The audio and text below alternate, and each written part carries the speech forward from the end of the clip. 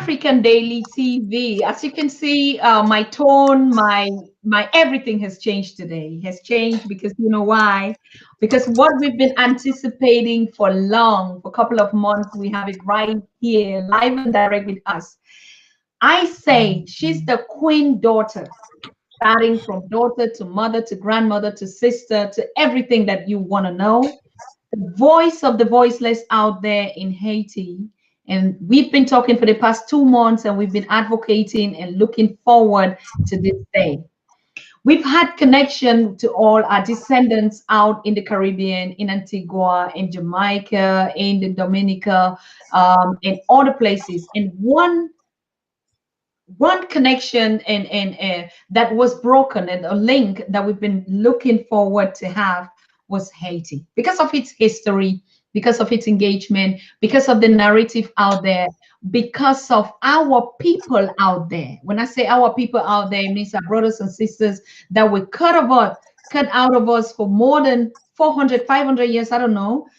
So Professor Bayinnah, sorry, I don't know why I call it the Bantu version of it. Bayinnah Bello is here. She's here and she's gonna tell us everything that we didn't know, or things that we've been reading on the internet, which we cannot trust these days, particularly about the authors, who are the one writing our history today, and how does it look like in the global world for an African child? What kind of educations do we actually follow? Does it reflect our backgrounds, our culture, our decency, our everything? No. The Queen is here, and she's been working a lot on programs that has orientated Black people worldwide, particularly also the Haitians, to get a way forward, know where you're coming from, who are you, and where you're going to. So our topic today would be: the greatest knowledge is the knowledge of self, like she has conceived. And she's been talking about, she's been online, we can find her everywhere. But also, what is it that she has been doing directly to her people, apart from being on practically every continent, or countries on the continent, motherland. And I will start really by greeting and saluting our princess and queen and daughter of Africa, and say, welcome, Professor Bayinnah Bello. Welcome to us today. Thank you very much, Dr. Susan Tata. It's a pleasure to be here with you, and it's a tremendous pleasure to be here with all of our brothers and sisters, cousins and second cousins, third cousins, children, grandchildren, great-grandchildren, who are all over the planet. We are children of Africa, but today we live all over the planet. All over our planet. Let's get that clear. We're living all over our planet. So, with this and said, so knowledge of self is the greatest knowledge. It is, in fact, the initiating knowledge.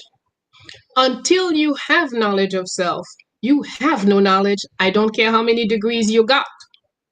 Because if you know everything about anything else and don't know who you are, then who's holding that knowledge? The knowledge that you picked up in books, in schools and everything, there's nobody there to take it, digest it. So that's why it is vital that the very first step is the knowledge of self. And what does the knowledge of self, what does that mean? Okay. It's not very complicated. Every human around this planet are constructed of 5 vital elements. A cosmic vision. There is a way we see everything that is all around us, because it is out there and it is in us. There's the sun in me, there's Jupiter, Pluto, etc., in me. So all of this is in me and all of this is out of me. I am them, they are me.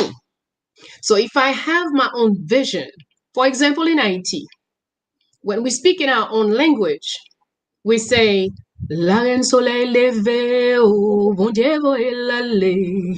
La reine soleil levé, oh, bon Dieu voye l'aller. does that mean? It's a song. It's a very old song, but it's a song that identifies how we view sun. And in our worldview, sun is a feminine entity. She is a queen, la reine soleil. We have nowhere that Haitians say the king sun. King, no, can't be. Sun is a queen, a royal feminine entity. That is our worldview.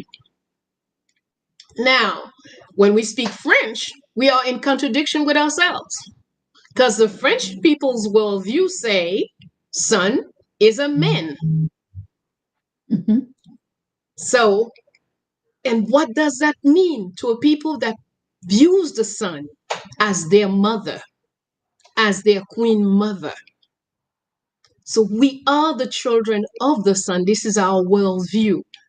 And that's why Jean-Jacques Dessalines, whose birthday will be on September 20th, that we will be celebrating, and we'll be inviting you to participate. Yes. So Dessalines, who freed Haiti from slavery, and freed, though, in fact, started the whole process of crushing the slavery system. This man named his army the Inca Army. And what does Inca mean? Children of the sun. So when you were speaking in French, you can't quite catch these things. You're missing out on a lot of your own artistry because you're looking at things from somebody else's language, somebody else's worldview. So anyway, to shorten all this, we have 5 elements that make us who we are. Our worldview, our belief system, that means how we perceive, we're not talking about religion here, how we perceive our relationship to all other life forms. Some people, for example, when it's raining, they run out to the rain and go bathe and go get the blessings from the rain. Other people get an umbrella and hide themselves from the rain. These are 2 different belief systems. The third element is language. When we speak our own language, we are speaking according to our own worldview. When we speak a foreign language, we are speaking from their point of view. Correct. And it could be often in contradiction with our own. And the 4th element is traditions. Everything that has come down from great-grandma, great-great-great-great-great-great-grandpa, come down to us that we don't think about, we just do because that's the way things are done. And custom is when we affect the tradition. When something happens, this thing is no longer available, so we find a way to continue the tradition with something else. And the 5th element is science. Every culture has it. In science, we question our life, we question our environment, and come up with new ways of doing new things. That's how we progress. So there is no static culture. Every culture deals with 5 elements, fundamental elements. I'm not hearing you. Are you hearing me now? Ah, right. Yes, ma'am. Okay. Yes, I hear you. Oh, you lost again. You muted again. What? Okay. All right.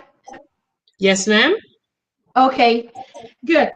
Yes, I was following you, and I heard the last one before we were interrupted. That the issue of tradition. That's where I ended, and then the connection went off. Okay. So I'll quickly say, well, our cosmic vision, our belief, our language, our tradition, and science. Science is the 5th element of culture. Every culture has their science. Whether you build a 20-story house or you build a teepee like the Tainos used to do, or Guam, or a hut, all these, it takes a scientific knowledge for you to create a way to protect yourself from the environment. When you go hunting, when you're cooking, all of this is science. You're doing measurements, you're doing mathematics, arithmetic, chemistry, because you're mixing things and you know that when you add this spice to this thing, it gives you that. All of this is science. So there is no culture without science. Prof, this is disturbing. This is actually disturbing because, like, all the elements that you've listed is missing in the life history of an African, taken into consideration from the history, from the language, from the science, and everything we've been learning. I mean, we understand that it's as if we're a product of the Western culture. So how is it that we are going to go back to relearn and to start on learning all these principles and things that we've walked away from? Well, the positive thing is that many of what you're learning today is stolen from you, repackaged, and given to you as brand new discovery. Okay. For example, if we take mathematics and we look at the pyramids, without a tremendous knowledge of math, of physics, etc., there was no way they could have built structures this high and that would resist 4,000, 5,000, 6,000 years. So it's because of the knowledge of math. Now, once, for example, even, the meter. This is something that the French found in the pyramids and then called it the meter and then gave it the name of one of their own people as the creator of the meter. But anything you measure in the pyramids, everything will come out exact measurements because it's meter. That's what they had used to measure it.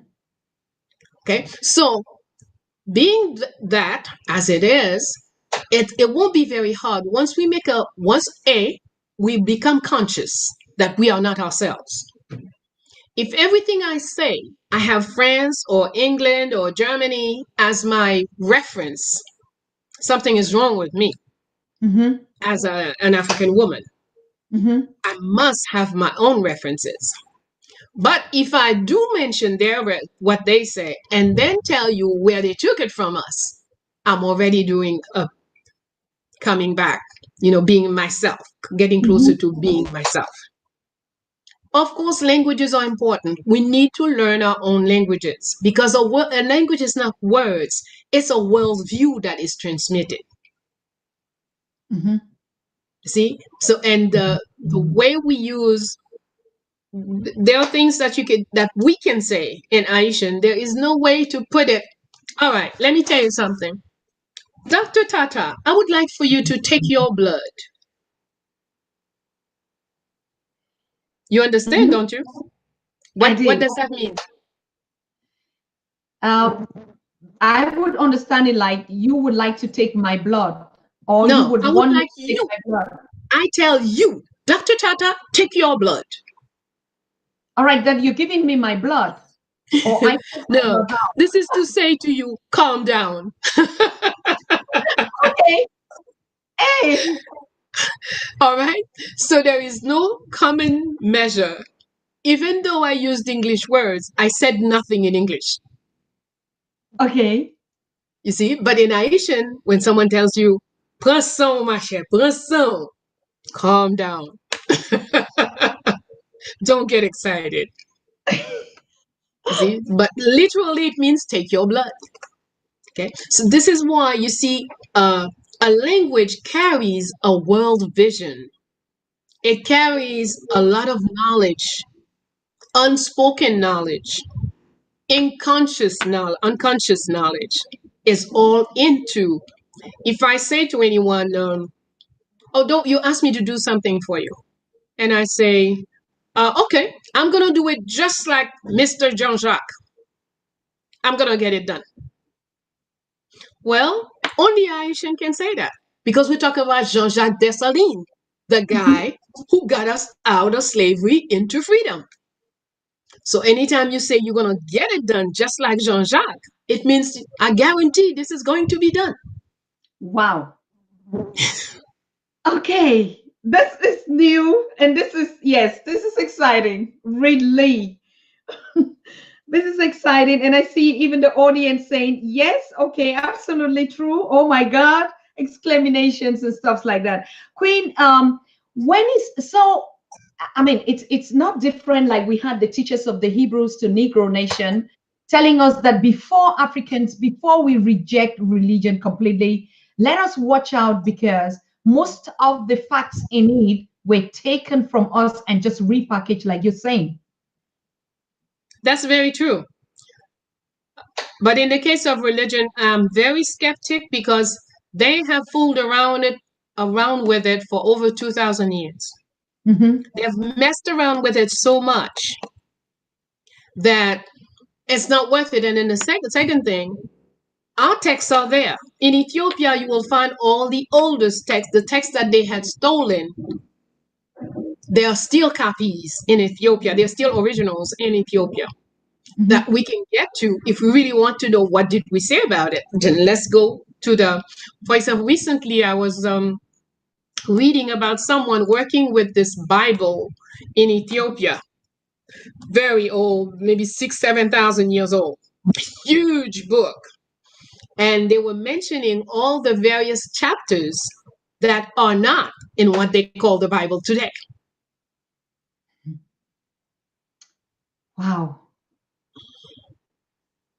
Wow. I mean, I also visited Ethiopia and I went down also to the State Museum and I met really this guy who also said they are rewriting the Bible.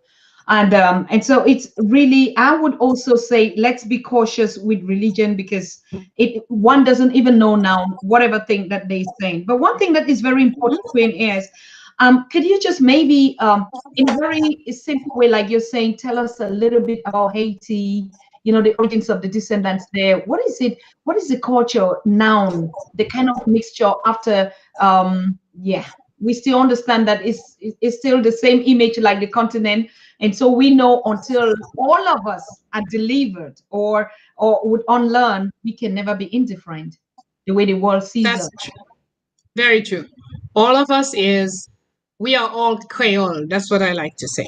Mm-hmm. Creole is what an African becomes after going through conditioning through Euro-Christian religions and teachings, schools. Mm-hmm. Okay, so then you become a Creole.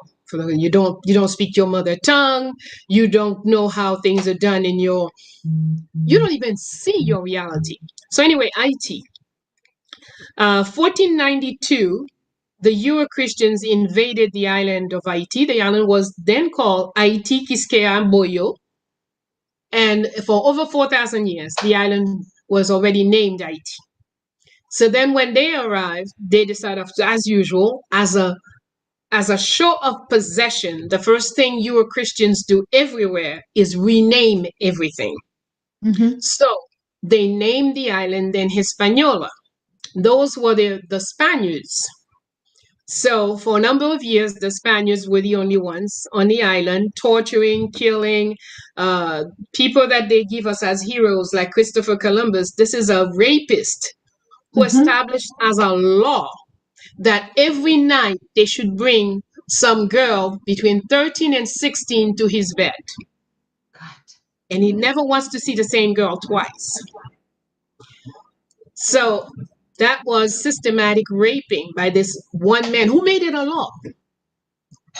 He also made it a law that if he gives you a measure to bring gold to him every day, if the measure was 3/4, 2/3, or whatever, he cut your left hand, and no one is allowed to do anything that you have to bleed to death.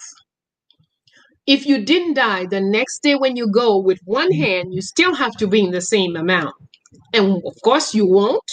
And as such, you will cut the second hand.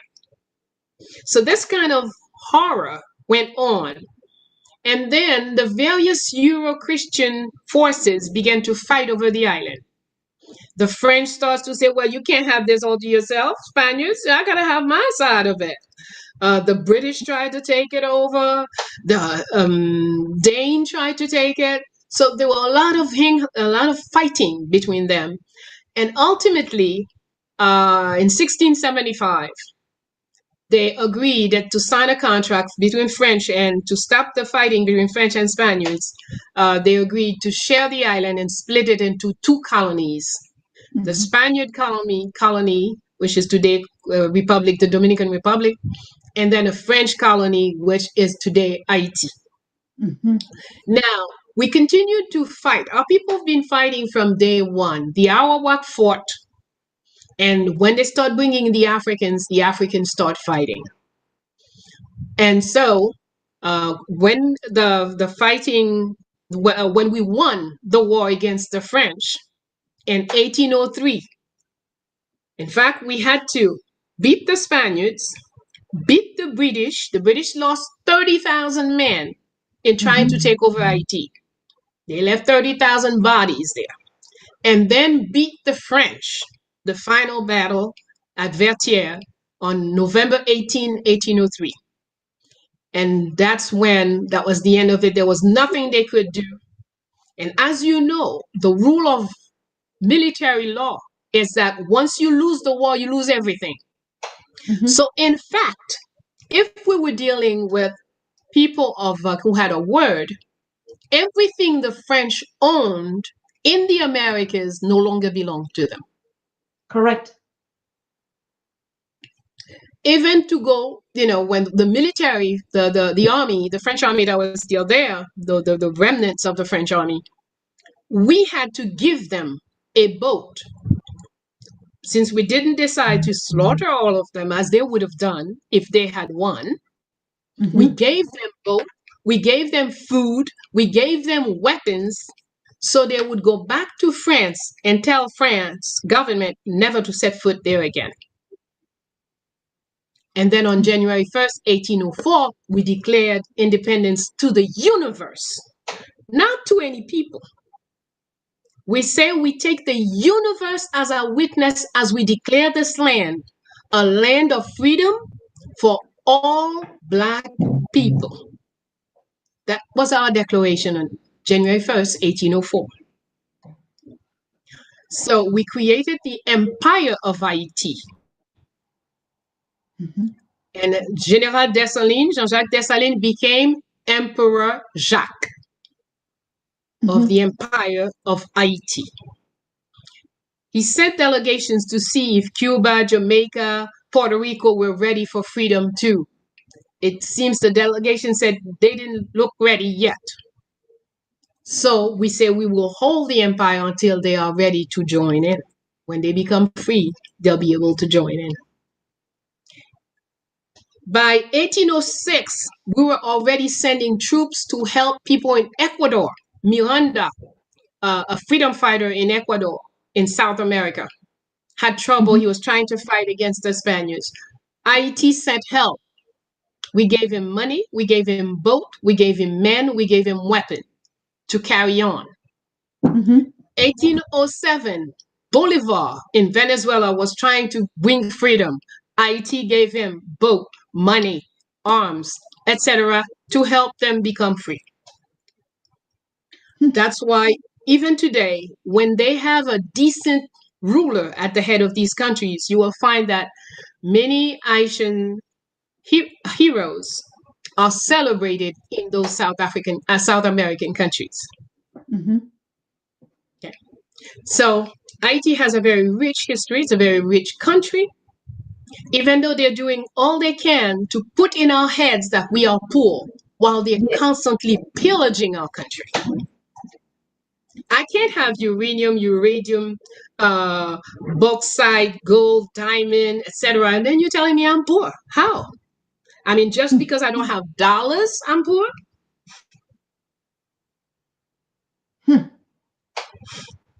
So that's why, so we have the long history of fighting till this day. The Haitian people are still fighting because what we fight against today is that as it is going on around the world, the domineering Euro-Christians want to impose who will govern Haiti. So that's why you will hear, okay, there was an election. In that election, Dr. Tata became president. And then 2, 3 months later, you hear people demonstrating they don't want Dr. Tata. Dr. Tata got to go because it becomes clear Dr. Tata is only a satellite of the United States or of France or whoever it is. And they're not, she's not doing anything that will help the people live decently. Mm-hmm.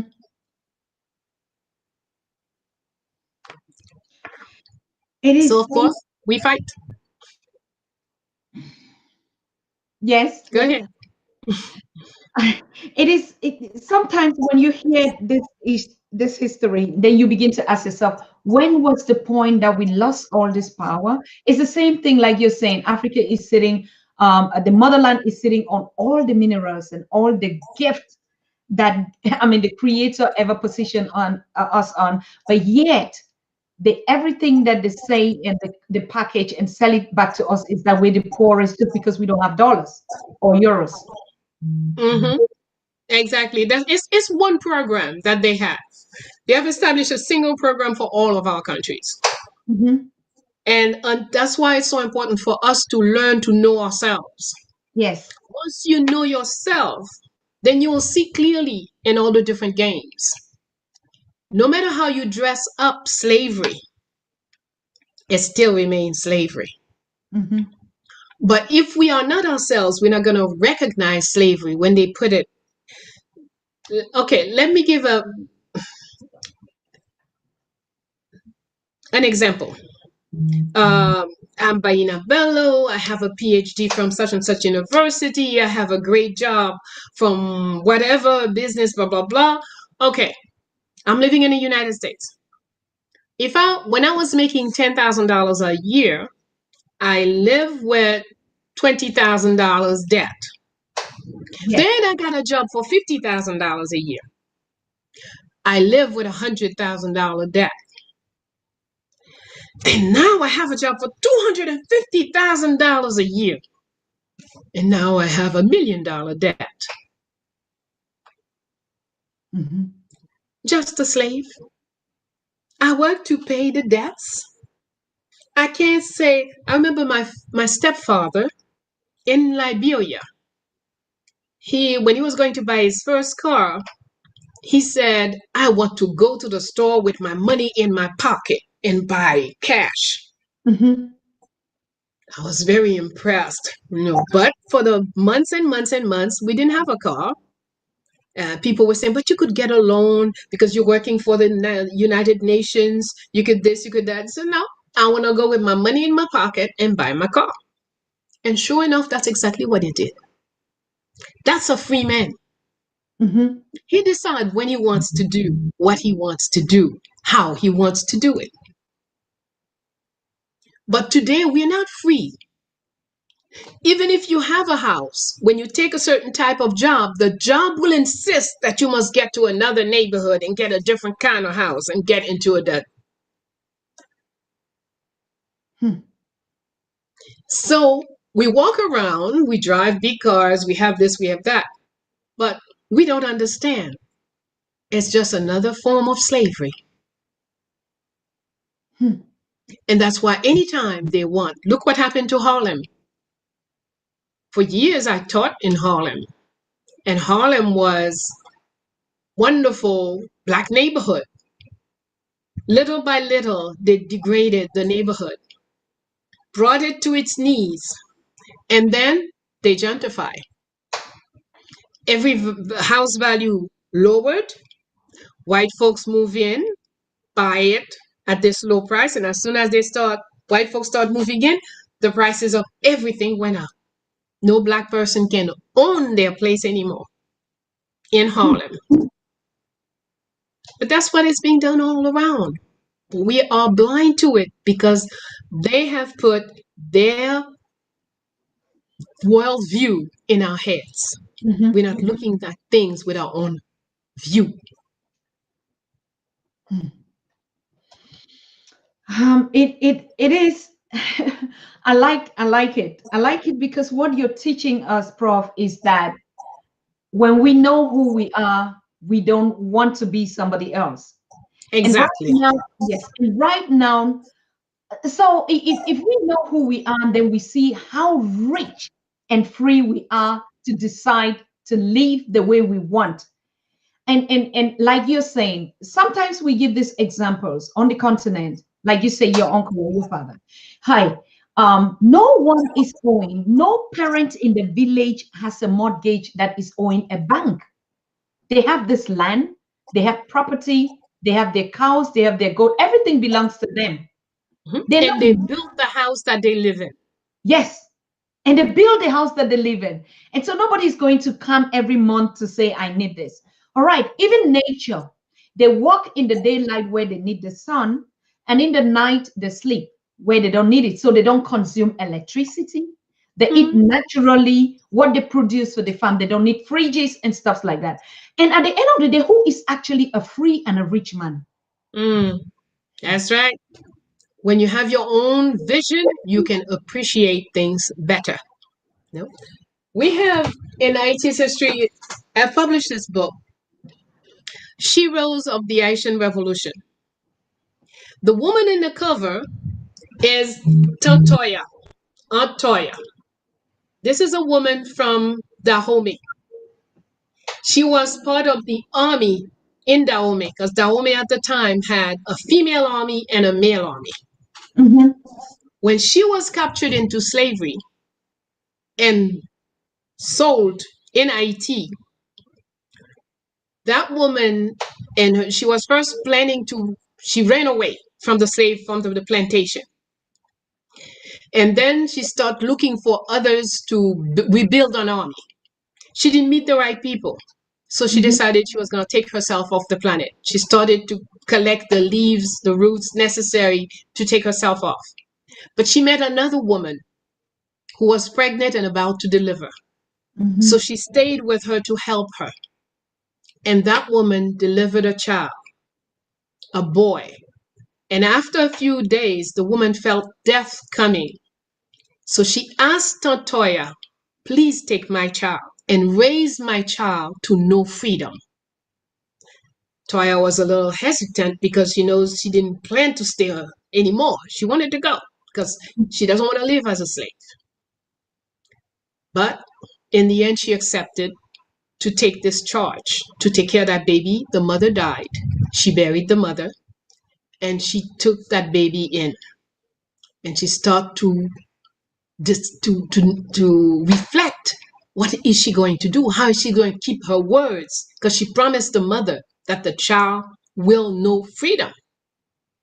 And so, big dilemma. In the end, she decides, all right, fine. The only way to have a chance to accomplish what I've promised, I must go back to the plantation. Even though I know they might cut one of my legs, because that was the most common thing. Once you run away, you come back, they cut a leg. hmm, They might do this, they might do that to me, but still, she felt very strongly. She says, the only way this child will know freedom, the child has to know what slavery is, learn to destroy slavery, and then he will know freedom. mhm. And sure enough, went back, suffered all kind of misery with the child. Ultimately, this child became the person we're celebrating at the end of this month on September 20th, Jean-Jacques Dessalines. Wow. She raised this fine military man in the heart of slavery. She raised a free man who knew how to bring all of us to freedom. So this is what an African woman did in Haiti. In fact, she's to those of us who know the story well enough, we understand, in fact, the real liberator of Haiti is Toya, because she raised the one who did it. And that's how we see what Africans have accomplished. We have to understand whether I'm an African living in the Americas or African living in Australia or Europe, it doesn't matter. Once I understand I'm an African, then I understand freedom is my number one goal. Then I can get along with anybody who's working for freedom, any family member who's working for freedom. What is the title of that book, Prof? She rose SHEROES, Sheroes of the Haitian Revolution.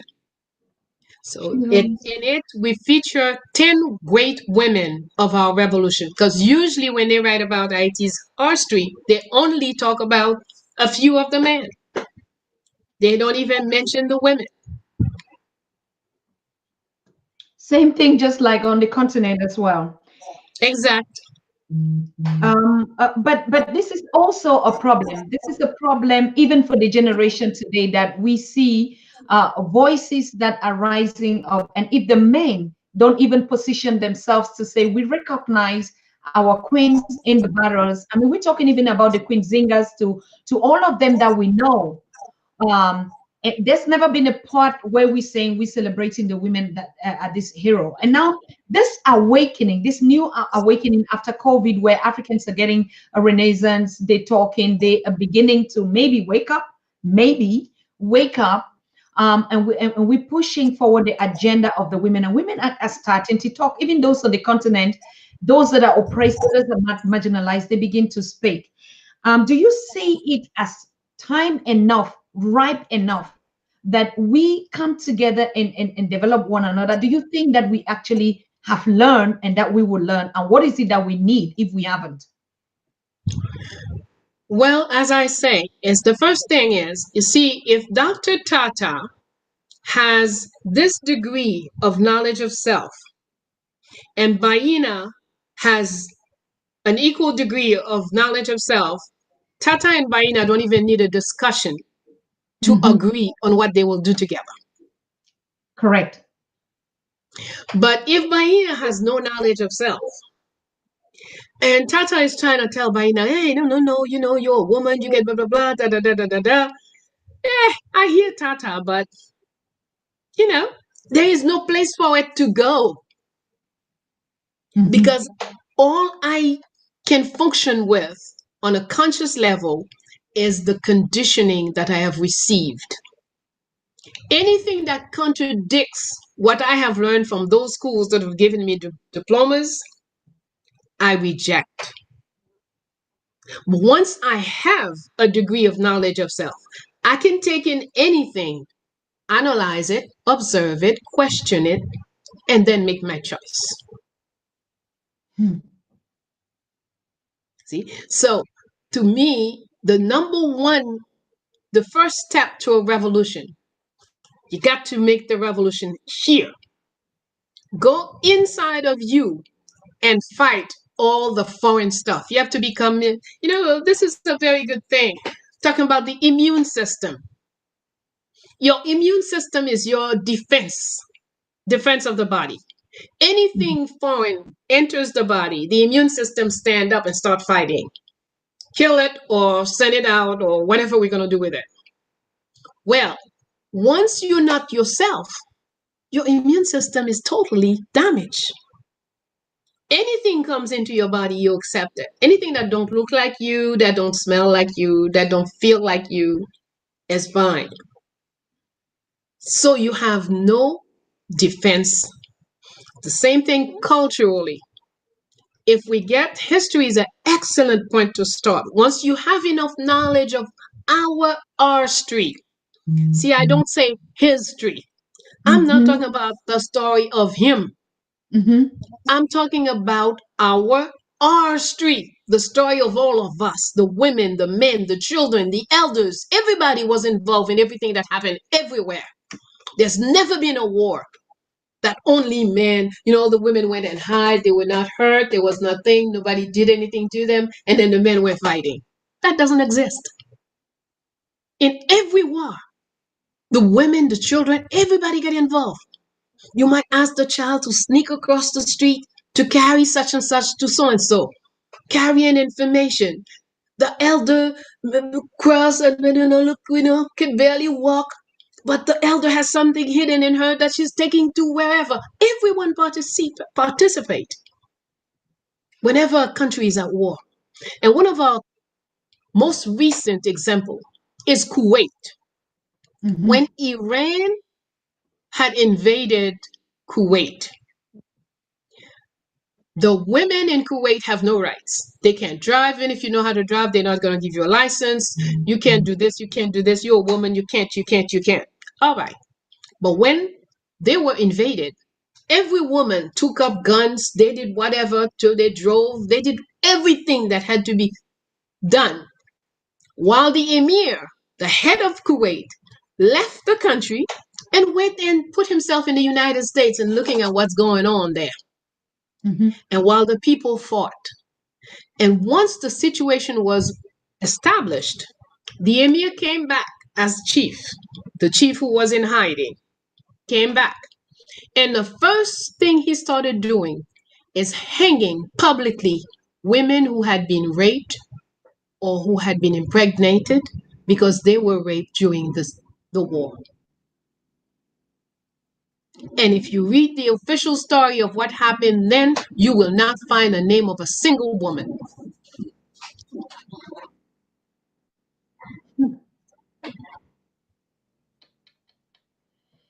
God. And these are civilizations that we copy. We Yes. copy their development method. When we're talking about political discourse or we're talking about developmental things, we even refer to them. I say, look at Kuwait is developed. Yeah, big joke. That's why these people, Kuwait, Dubai, and all of that, they're doing all that human trading, slavery. Let's call it by its true name. Not Yes. human trafficking. Slavery is slavery, whatever form it takes. So, full-fledged slavery going on in all these countries that they're telling us, oh, here is a big success story. If you don't have your own mind, you're not going to be able to see. You will blindly go and start mimicking. And that's exactly what is going on in our various countries. We're copying things that don't work, things that do not bring happiness, that do not bring wellness to people. I look at sometimes when I travel in the country, you go to certain places and the people complain, they have no electricity, they don't have television, they don't have Coca-Cola, they don't have blah, blah, blah, blah, blah. So, well, what do you eat? Well, I have the breadfruit tree there, and I have mangoes, and I have so those are the good things for the body. That's what keeps you healthy. The other stuff you're wanting is anti-health. That's what gives you high blood pressure, sugar, obesity, etc., etc. Look how good you're looking. You're 90. You're climbing up and down the mountain like a young child.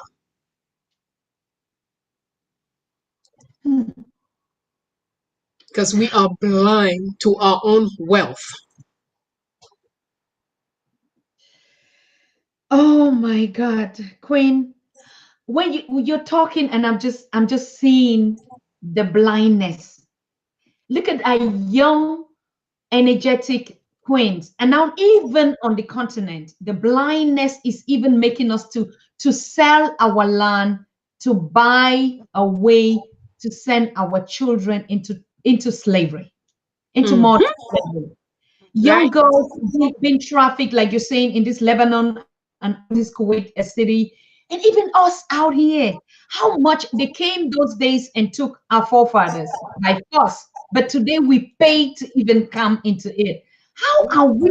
When I look at it, where are we going to start? Where does it start? Start with the knowledge of self. Once you know yourself, you understand the principles of life, and you make once we know ourselves, we will know, all of us will know, our planet belongs to us.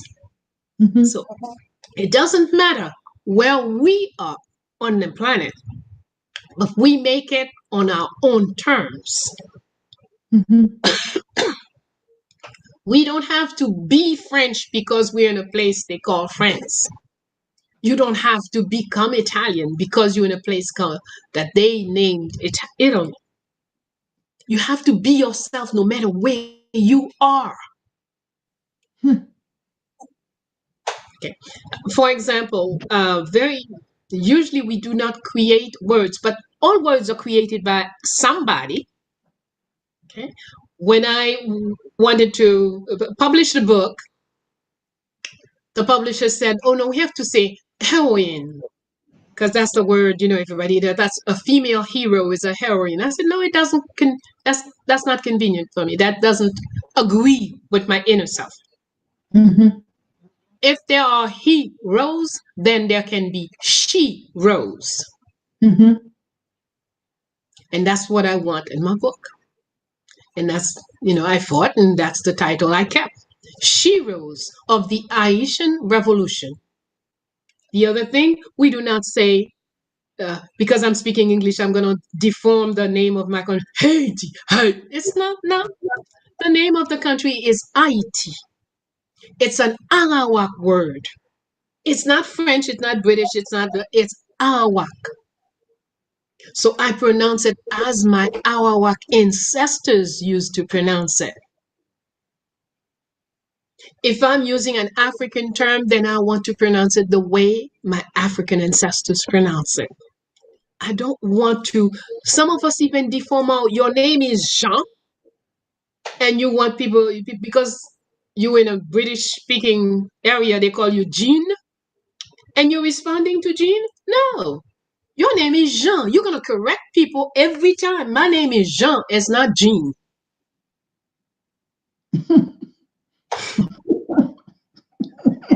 If you can't even defend your own name, how could you defend a country? God.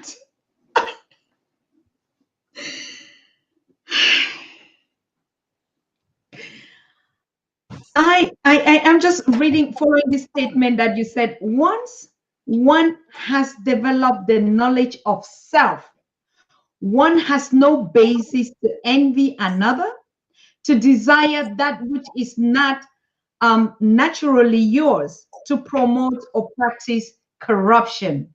One is empowered to generate reciprocity, which is the foundation from which springs abundance and prosperity. So, like they say, we are millionaires, but we're just thinking that we are poor. And so poverty, hunger, diseases, war, everything that has been packaged and sold to us, we believe it, but absolutely we are not if we know ourselves. And if we want more, we create the more we want. We don't wait for somebody else. We don't want the more of someone else. We want our more. Mm-hmm. When we no longer, if I take Dahomey, that's one place I know best, Dahomey, which is today's Benin.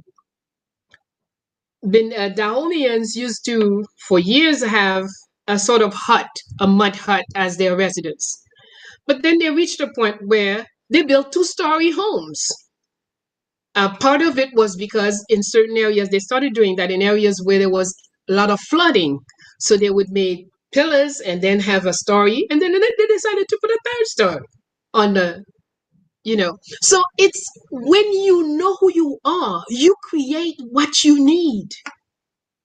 Mm-hmm. The Egyptians knew who they were. That's why they could make pyramids that is the height of a 120-story building. Till today, there is no equipment that could pick up one of those stones and move it. How did they move them to build all of this? They created the way. They had the science. They didn't go get nobody. They didn't wait for somebody from outer space to come and do it for them. No. It's ingrown. And all of us have the power to develop that which we wish to develop. Science is a decision, what we're going to consider science. And it takes questioning. It's very simple. Your science is developed by your questioning. When somebody starts to say, how could we make this easier? Mm-hmm. That's the first step to science. How could we make this better? How could we improve on this? Oh, it's too hot. What could I create for us to be more comfortable? That's it. Once you start questioning what's going on, then you can bring on what is missing. That's why question in our chart, we have developed a seminar, how to learn how to know yourself. So in the chart that shows you how to the steps to learning yourself, then that chart will gives you the steps to learning yourself. So we have developed a whole program. We have 30 to 40 hours where you can have a level and then you can continue to grow on your own. But after a 30-hour seminar, you have a good element. You have what you need to get started on knowing yourself. How do we get access to it, Prof? Well, we're working on having it available on internet soon. Probably by November or December, we'll start making it available on the internet. Okay. So anyone who keeps in touch with Fondation Félicité, keeps in touch with me, you will have access. We'll be able to participate in that seminar. Absolutely. But otherwise, it's offered at Fondation Félicité every second Saturday if you're in Haiti, every second Saturday of the month, it's available. But Queen, now you're just telling all of us to move to Haiti. Because what I hear, I don't even want to. I thank every precious minute that God gave us gifts like you. And we've been talking about our leaders on the continent. I mean, I need a solution. Where do we start developing these types of self? Or are you saying, let us start by each other, develop your own self, and automatically we would develop each? How? Yes, the first step is you see what we do? I don't know myself, and you're the ruler of the country. And I get angry at you because you wear too much jewelry, or I feel that, you're wearing African clothes, or whatever it is. But that's ignorance that's making me in opposition to you for nonsense. I'm not in opposition to something essential. Okay? So, but once I know myself, then if I'm going to be in opposition, I want to go to something essential. I'm not even going to talk about corruption, even though I see you stealing. But I'm going to go to the root of corruption.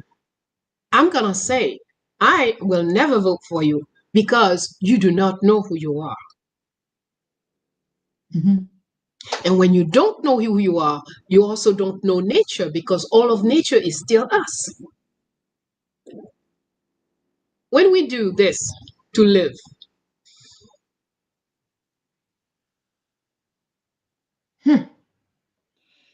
Queen, I don't know. This is too deep. Hold on 1 minute. We're breathing, right? When you breathe, you take in oxygen. Your body digests it, use it everywhere it needs it, then transform the rest in carbon dioxide. And you send it out. When the tree sees the carbon dioxide, it grabs it. It takes it in. It uses it and then transform the rest into oxygen and send it out. So the principle here is what? Every living thing has to give and take in order to stay alive. When we are looking at rulers in the past, prior to slavery and colonizations and all of this, we have people like Taharka in Egypt, who ruled for nearly 60 years. And when he died, hundreds of Egyptians wanted to go in his tombs with him. Why? When we study some of the laws and the functioning of government in the time of Tahaka, we see that the principal thing was give and take. You didn't find the government hoarding. You didn't find people in government stealing. You didn't find people doing all the stuff that we see going on. But when you are applying a governmental principles that slavers and colonizers created, what do you think you're doing?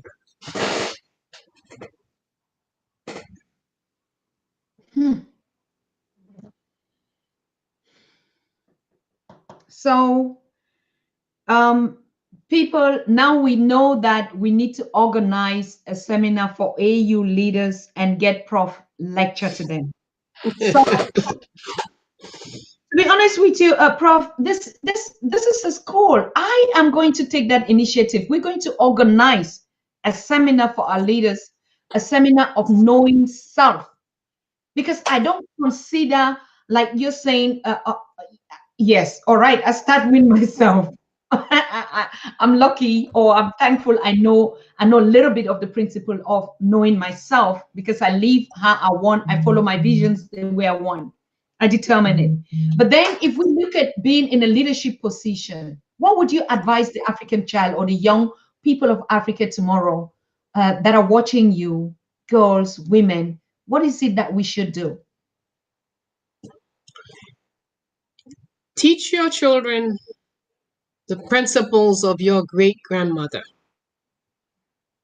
before you worry about your children reading some foreign books in some foreign language. Teach your child the tongue of your great-grandmother, but also take the time to make the child understand the working of the language, not just singing or dancing the language, but understanding what is in it. The proverbs are vital in teaching us. For example, in Haiti, we have un sel doit pas manger kalalou. One finger, you cannot eat gumbo with one finger. To eat gumbo, you need all of them together.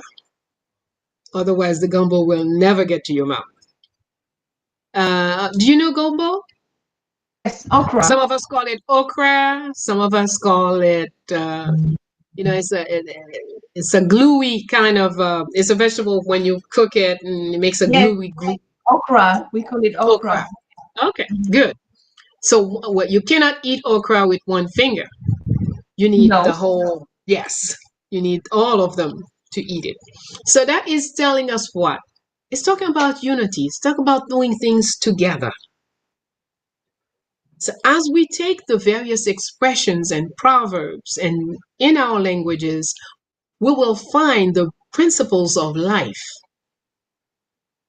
that will guide us into becoming more people that can live, communal people that we were in the beginning. Okay? We are in a society where it's individualism. That's what you learn in school. That's what you learn in church. That's what you learn everywhere you've been. That is what is projected in the films and the literature and everything. It's me, me, me, me. But that is useless, especially where we are. We have to think in terms of we. Because nothing serious can be done by me, me, me, me. Okay, I'm working to become a billionaire. So what? When I'm a billionaire, where does it take me? Okay? I'm so much of a billionaire, so full of myself. I speak any old kind of way. I do any old kind of thing.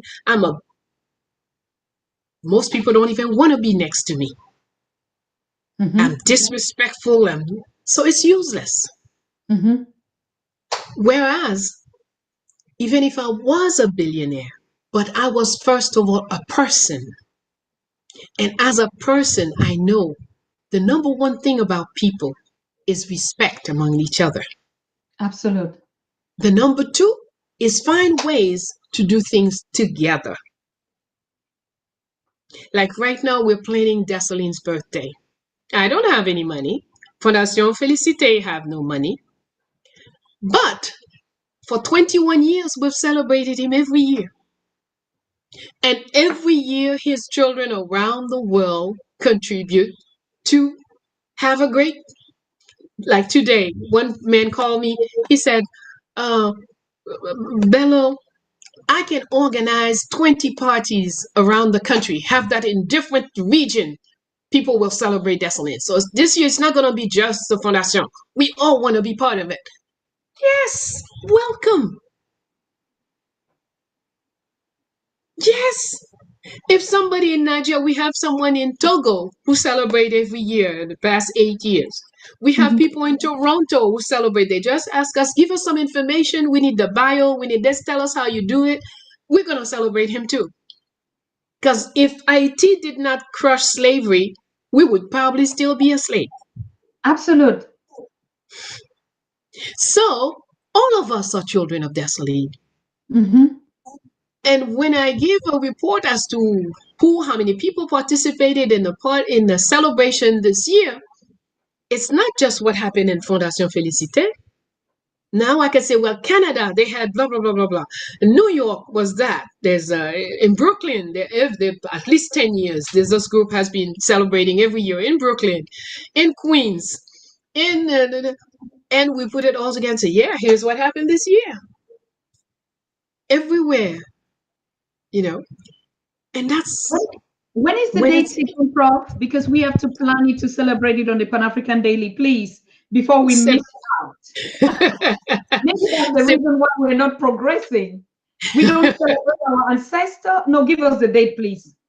September 20th. He was born September 20th, 1758. So he will be 262 years this year. 262 years. Right.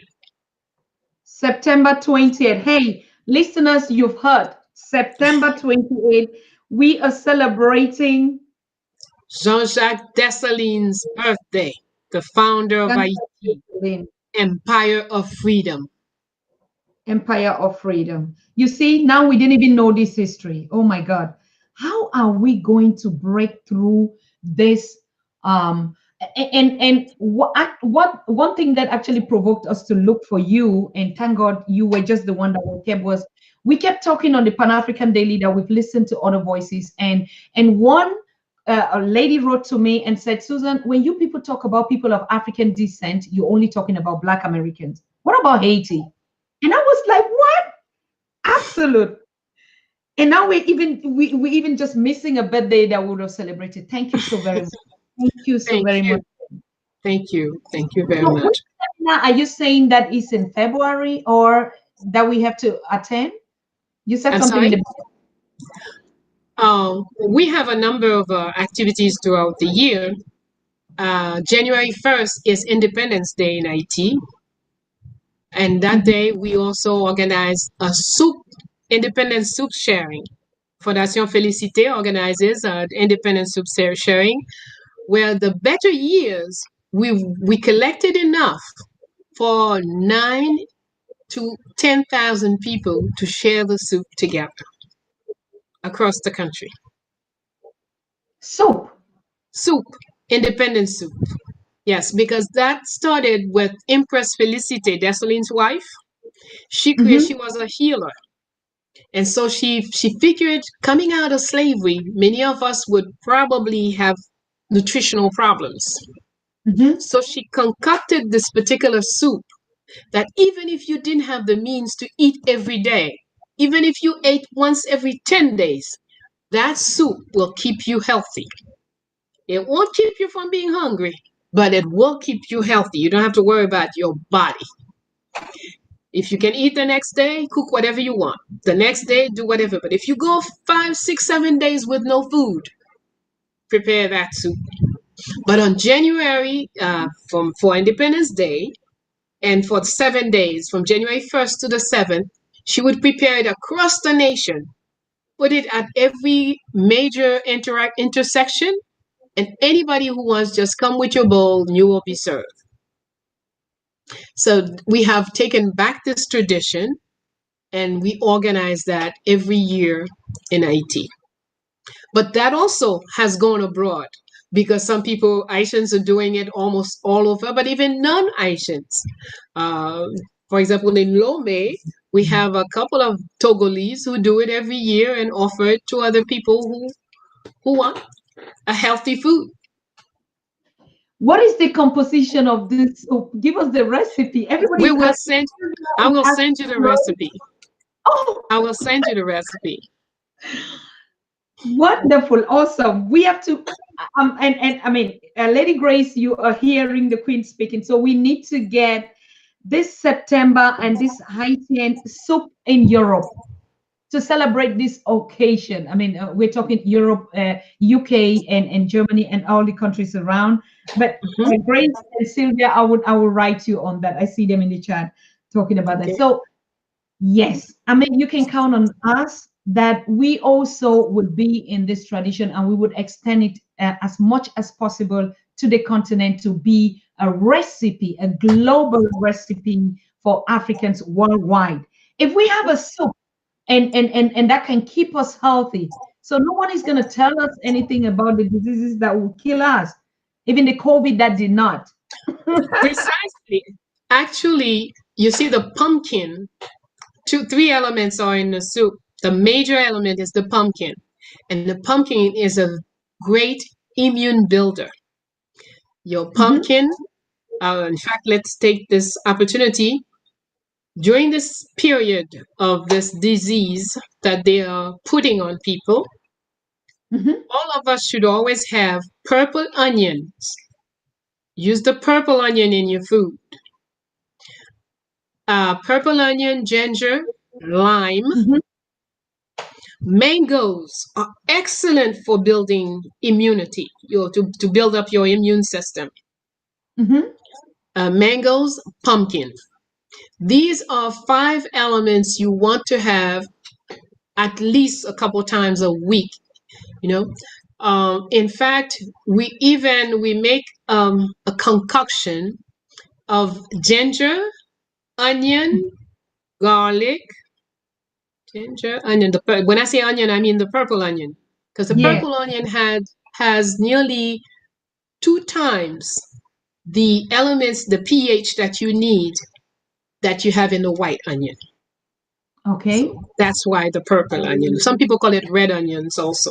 Mm-hmm. Um, so with these things, you cut them up, put them in a bottle, and you can add wine and let it sit 3 or 4 days. If you feel anything going wrong with you, have a little shot, 3 days. Little shot, 3 days in a row. Stop, see how you're doing. You doing okay? Or it's not completely okay?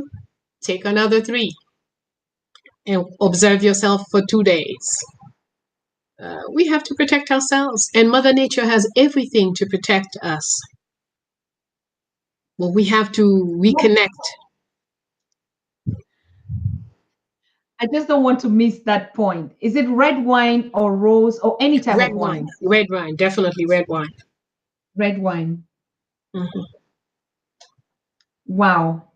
It's not only nutritious, it's not only our mental health, it's not only the energy that we need. What is it that we need to exploit from the queen before I open up the lines? I wanted to get more. You're asking me to open the lines, but we need to learn first. Let's learn. She's going to be here again if we're lucky. And we need to learn more. Queen, you speak 5 languages. Five.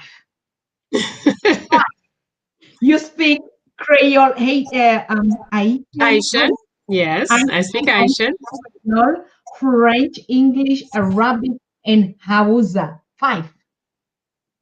Yes, we lived 4 years in Nigeria, in Kano, Nigeria. We lived 8 years in Lomé, Togo. And from those two spots, we visited most of Africa. And we felt very early on in my life, we felt the necessity to learn an African tongue, at least one tongue spoken on the continent, because that would give us the world view. That would make a clean up from just seeing everything the way Euro Christians see it. Because speaking French is just looking at the world from a French point of view. Speaking English is looking at the world from an English point of view. But when you speak Hausa, you get a whole different kind of world. And Hausa took me into Arabic because they were so close. And that enabled me part of the history of the artistry of Africa. I learned a lot from people like Ibn Battuta, different Arab authors of the 6th and 7th century who visited Africa. So language opened up certain worlds. With the Hausa, it enabled me to look at some of our griots in Africa, people, oral history, all historians who know 3,000 years of our history. Just in one sitting, the person can just tell you, here's king so-and-so, this king came, that one, this happened. But the style of speaking, I was fascinated in Mali and everywhere where the griots operate. So I learned to correct my way of transmitting information and to learn more of the way our people used to do this. For example, singing. There's no such thing as a historian who's just saying, 1842, no.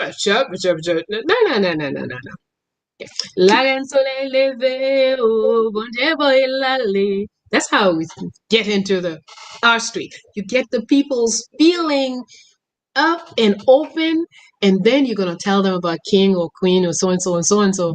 And it goes in and it sinks in. If you see how we're jealous of you. I mean, in a kind of a way, the kind of a role model that exactly what you said, when you know self and you're just you and you attract all this envy, not the negative kind of envy, but the admiration, the role model that you've been looking for. You hear something that is just about you, you're fulfilled. And we see a happy queen that lacks nothing. When I went through your research a little bit and I saw all this, I said, "Bet, where was she hiding? How come we didn't know?" And when I went to the knowledge of self, then I said, she is just down there where she belongs. She would have been in those tall buildings and be the Secretary General of what tried to change something that is unchangeable. But she just went down and was just building her people, her community, and everything. Queen, you are adorable. Thank you. Thank you. Kind of road. I'm speaking with all ghosts on me because this is what we need. This is what Africans need. This is what the children of the continent need. We need to follow you. We don't need to chase some dreams that will never exist. I don't know how I want to say this, but we will prove it to you that we are listening by doing that soup on the 1st of January to celebrate another discipline that is coming up in the person of Professor Bayinnah Bello. Now I want to find out something, Prof. Where are your ancestors from? You know why? Because you have a facial look that is so beautiful. You are almost like the Senegal or the Bantus in Yoruba. And you have an over beautiful smile, big one. Where did your ancestors come from? Well, I mean, we were blessed to do our genealogy, and we do have on my father's side, we are the Kwashi from Dahomey. Kwashi. Kwashi. Mm-hmm. Kwachi. Mm-hmm. And it's so funny when we find this out. The Kwashis are generally judges, people who work with the laws in Dahomey. My father is a lawyer, and my mother's father is a lawyer. So it was, it was funny to see, the thing of having a name, and that name is into a certain profession, and then seeing that even though the name changed in Saint Domingue, but the profession remained. On my mother's side, we do have Yoruba, and we have Yoruba. We have in Ethiopia, we have a mixture of, in my mother's side.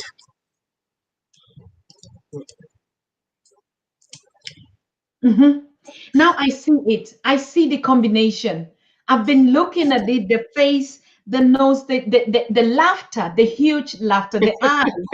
Yeah, wait, wait.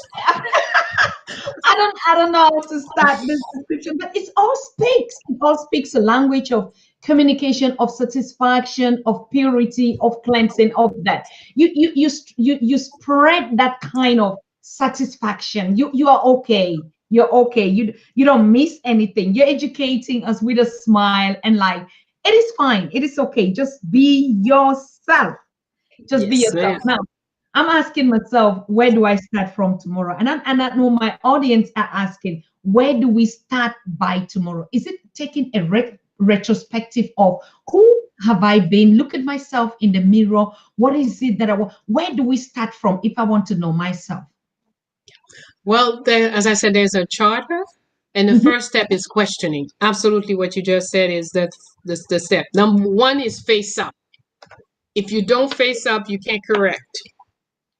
If you don't assume those things that are not correct that you do, that you say, you cannot, you don't have the power to change them. You can only change what you can assume, when you come into the reality of something. If let's say I drink a lot and I'm drunk by 8 o'clock in the morning, and I meet you and you say, "Oh, Professor Bello, goodness gracious, what you been drinking?" And I say, "Oh no, I don't drink. It's just, today the woman who cooked the breakfast, she put too much. It was a little cocktail, and I find some nonsense to give you." I can never stop drinking. But if I'm gonna stop drinking, I have to look at Bayinnah straight in the eye, look in the mirror, and say, "Bayinnah, you are drunk. And a drunk professor is a very bad thing. You need to stop that." The minute I can face up, I can change it. I gave myself the power to change what I don't want. But as long as I'm dressing it up, no, it wasn't my fault. Dr. Tata gave me a drink. I didn't know there was alcohol in it. Oh, please. Face up and we can change it. So that's step number one. Question everything you do. Ask yourself why. Why did I do it this way? Why did I respond that way? Why did it, Then as you question yourself, you will understand yourself better, and then you have the power. Then you face up, and then you have the power to change what you don't want. But if it's not your fault, hey, no one can change you, and you cannot change you either. As long as you're saying, "Oh, it wasn't my fault. It wasn't me. I was just there."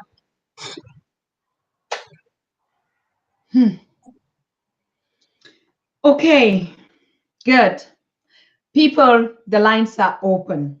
I think we've had it. One more thing that Prof would need to tell us: what is Fondation Felicite doing, and how can one support, be partner, learn, collaborate? How can we merge the youth on the continent together with this foundation for exchange for whatever thing? How does it function?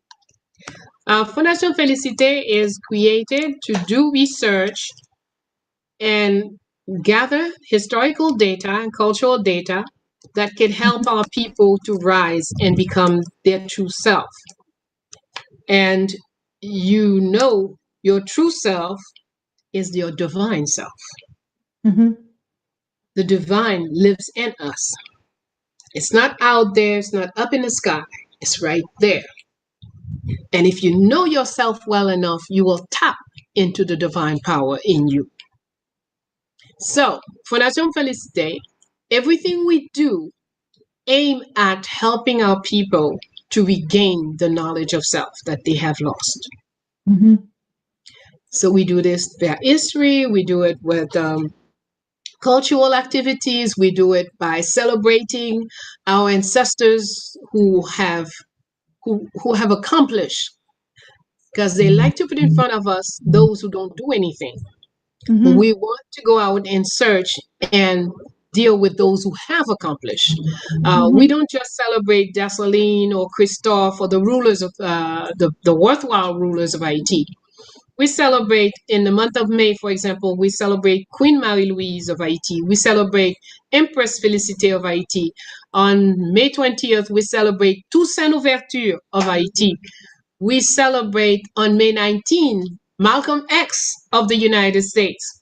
We celebrate the Arawaks, even though we don't have a specific person in this big, but on October 6th, that's the day that the Euro Christians first invaded the island. We celebrate globally all the Arawaks who were there and who suffered what they did. And in fact, the genocide that the Euro Christian did on this island, and the Arawaks practically disappeared. So we have a day for them. We celebrate various African rulers who have worked on behalf of our people in Africa. Ya Santewa, we celebrate Nzinga, we have many different people, because the celebration is just an opportunity. When you look back at what this person did, and it enables you to understand what you can do today. And what is natural is that, and I say this to my students all the time, what I expect is that tomorrow I'm looking at my student on television and saying, whoa, he learned ABC from me, but look, he's now doing DEFG. He's going further. And that's what progress is all about. So when we look back at our ancestors, no matter how great their work was, they expect us to do more than what they did. So we get the strength and the light from them so we can face up whatever we have to deal with today and go further than they went. Wow, my God. And now you're just saying, and something is just popping up in my head. Like, okay, we know a Fondation Félicité is in Haiti. Now, what if we have, because I think, I don't know, yes, because of digitalization, we can connect, but to transport this knowledge on the continent, we need Fondation Félicité on the continent. Is something existing like that back? I am not aware of it, but I have been in touch with some teachers on the continent, and we've been sharing ideas on how to improve curriculums on the continent. Okay. People are also talking about the need to collaborate, and I also see that. I see that we need this fondation. I don't really know where particularly, but we would think about it in the different committees and groups that we have. I think we need one on the continent. Why am I saying so? Because this kind of research, and this is the knowledge of spreading, like you said, it is the starting point for our young people. The kind of education that we're talking about, young leadership and stuff like that.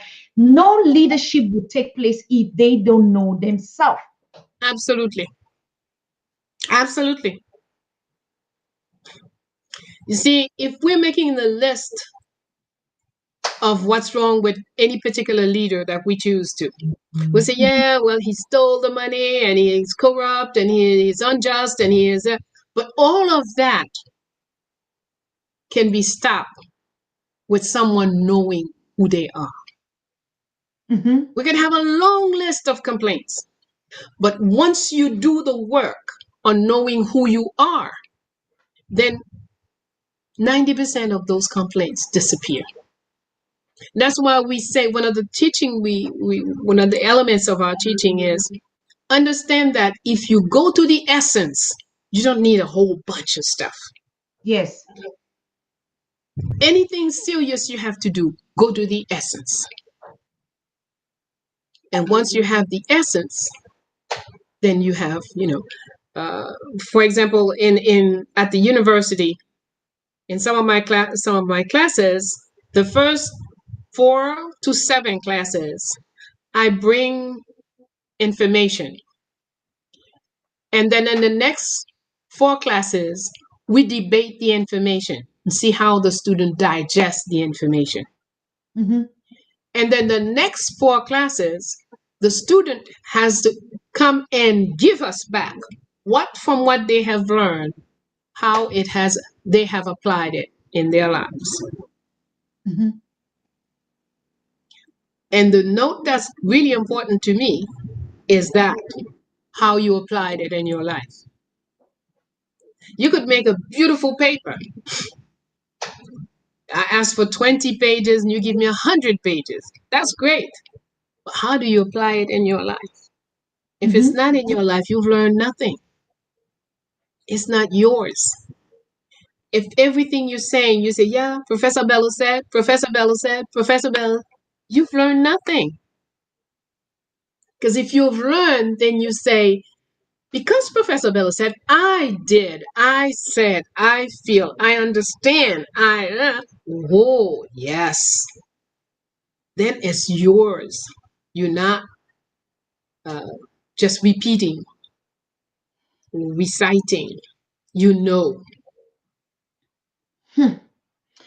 Um, Anyway, now I begin to see we have to develop the Pan-African Daily TV University of all these categories of professors and stuff.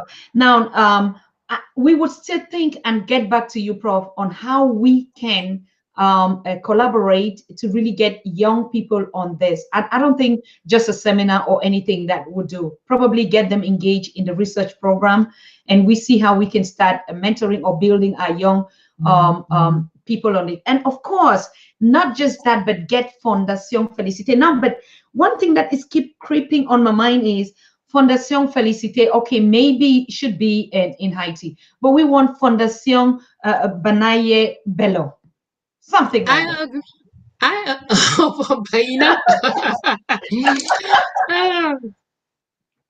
agree. Bayinnah. We have a great ancestor, Amadou Bello from Nigeria, who did Yes. great things to defend our people facing the British.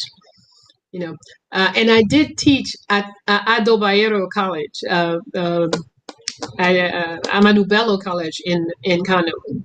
So, well, it doesn't matter what we name it. We'll choose a name that fits the spot, the place. But what's important is that, yes, we do give to our people that information. Absolute. Because right now, Yes. what we know that is very important is the knowledge, this knowledge of self, like you're saying. I don't think any amount of money could deliver African people. No amount of assets in money. What the money that we need is just the knowledge of self. In Nigeria, MKO Abiola was a man who started from nothing. He was selling dry woods at one point to live. But he struggled, he went to school, he did everything, he became a millionaire. When he became a millionaire, every year he would give to different countries a hospital, a school, a road. He would really offer great gifts to different African countries. At one point, he became candidate for the presidency. And of course, the man had something like 100 television stations across Nigeria. He had 200 and something magazines, newspapers, dailies, weekly, monthlies. The man had the communication stuff, and he was well known. Now, of course, he won the elections, but those gray matters who usually trick our elections were furious. So they blocked everything and ultimately arrested Abiola, put him in jail, stopped the election, did something else, put on military something, and went about their business. When Kofi Annan became head of the whatever UN organization, he went to negotiate so they would let Abiola go. And he negotiated and they let Abiola go. And the next morning at breakfast, they poisoned him. What? Yes. And do you know why? What most of us don't understand. Abiola had taken all his millions. He put them into one fiduciary account so that on the day he signed in as president, the entire debt of Nigeria is paid off. Nigeria would have no foreign debts. And that's why Abiola was killed.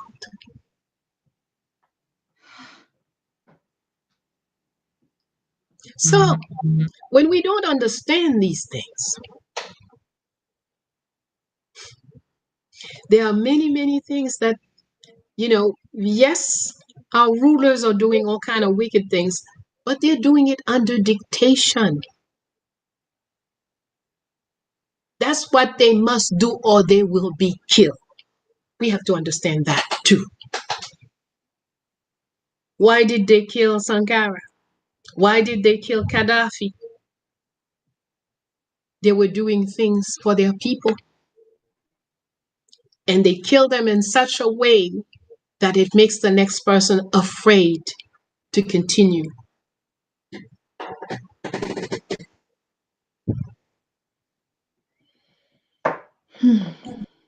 I'm a mother of 4, a grandmother of 10, a great-grandma of 4. I want my children to live in a better world. And I want my children to live in a fearless world.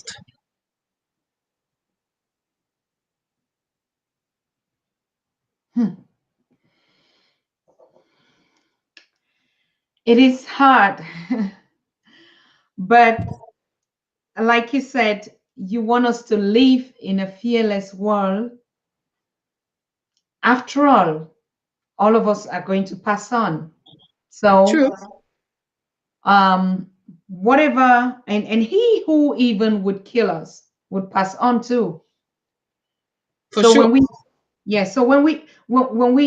we are comforted by your words of fear not, so it means we have to be ourselves and just do the right thing, even at the point of death. After all, Freedom or death is the only objective worth living for.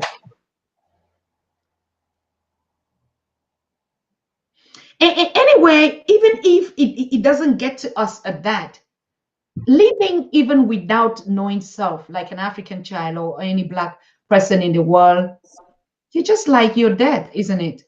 Absolutely. So, Zombie is what we really are yes. when we don't know ourselves.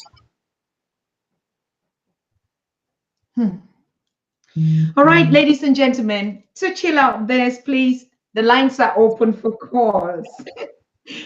We have 10 minutes into the program.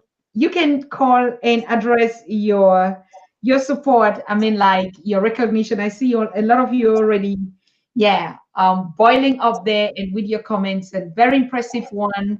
Some are speechless, like I am. Some are very grateful. Some are just looking and some are even appreciating me and say, Susan, keep up the satellite work and contributing. Thank you so very much. Loosen up. We whether we do or not, we're living and existing as zombies. At the end of the day, it is better to stand for the right thing. Hello. Hello. Yes, Sister Anitata, Dr. Anitata, how are you? Fine, thank you, Brother Manik. Yeah, the one who comes in peace is always welcome. I had to call today because our professor, I followed her work for some time. I actually learned off a lot of her lectures, so I would like to pay my respects first before I say anything. Professor Bello, thank you so much for all the work you've done and dedicating your life to teaching a generation of Africans, actually, a whole generation of Africans coming up, trying to find their identity, struggling, trying to piece the past together and finding the present to adjust that themselves. So I want to thank you and honor you for that before I say it. Absolutely. Yeah. So I had the privilege of going to Haiti in 2018, October 14, I believe, 2018. I had the privilege of going there, and I did see it's an extremely beautiful country. The vegetation, the land is filled with vegetation. The hills, the people, the entire the country I went to where I just saw like everyone, you see black people everywhere, and there was a population. The population of youth in that country was amazing, like a large young population. I went to a statue where the ancestor Dessalines and Toussaint Louverture and Christophe, all of them took photos, etc. But one thing I noticed and I observed about the Haitian, right, was that their spirit. I've gone to many Caribbean countries, Jamaica, etc., Dominican, etc., various places, but the spirit of the African is almost like it never left. It's the pride of the people is firmly intact. It's almost like the whole world is suppressing the people. Like it's like the whole world they came together to crush that small country to keep those a group of Africans from interacting with the rest of the world. Because on the plane, to be honest with you, I'll be honest, on the plane there were a lot of white people, more white people on the plane than black people, Africans, various groups. So it was just a sad thing to be on a plane going to a country that has this phenomenal history of revolution, and then you look on the plane and all you see are faces that don't go in with the picture. But I wanted to come down to my point here. I do thank you for your work, but I want to say that it has come for the age of talk is over. It has come for the age of actual revolution. And what I mean by actual revolution is, we are at a disadvantage right now because the African men, especially as men from Liberia, born and raised, but I'm saying this to all African men. We have been raised without the 5 disciplines that all men should have, right? By 5 years old, all men should learn the martial form, which means all boys should learn the martial form, which is the warrior nature of a man.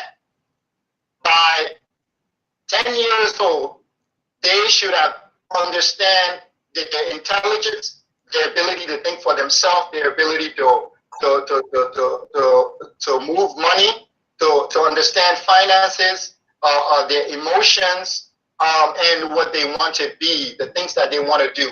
But the warrior nature, that nature that you need, that it has to be grown in you 5 years old all the way up into adulthood. And I feel that many of the African men are missing this. We have been a people now where the warrior nature is gone. It's just the talking nature, the more boasting nature. So I've noticed that a lot of the sisters, the African women, are braver in a sense where they will tell it like it is. They will speak the truth, and they will say what is happening, the actual reality. But the brothers, they will beat around the bush and they will sugarcoat the reality. And it's almost like there's this lack of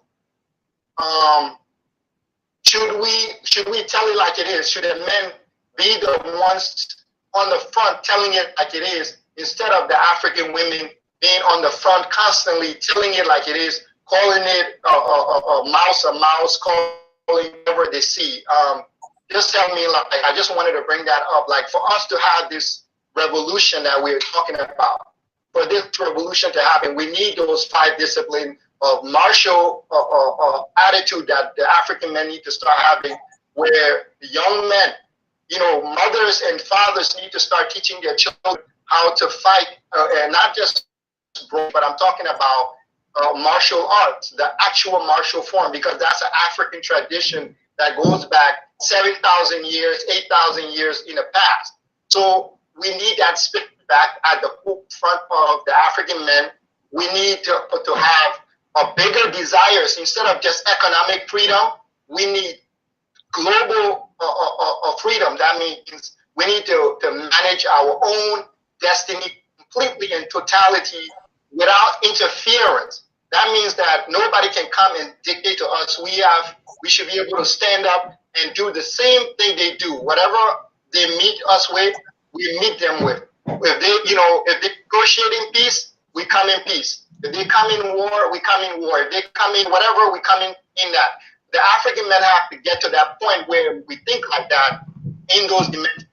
But I see that the African women are more of the one who are talking like in that mindset right now. So that mind flow. So please give us advice on what we should do going forward as a people. That's my question. Thank you. Thank you very much. Thank you. Well, that's what we've said throughout the program. We said, number one, you have to know yourself. You cannot even identify who's your friend, who's your enemy, until you know who you are. And that's what is missing in our education. So we have to, men and women, need to know themselves more. Women, you might have a point that more women are more aware and more daring, because of raising children puts us in front of certain realities that we don't need school for. Mm-hmm. And as we go face up these realities, then we become a little bit more aware about what world we're living in. And therefore, we take certain steps.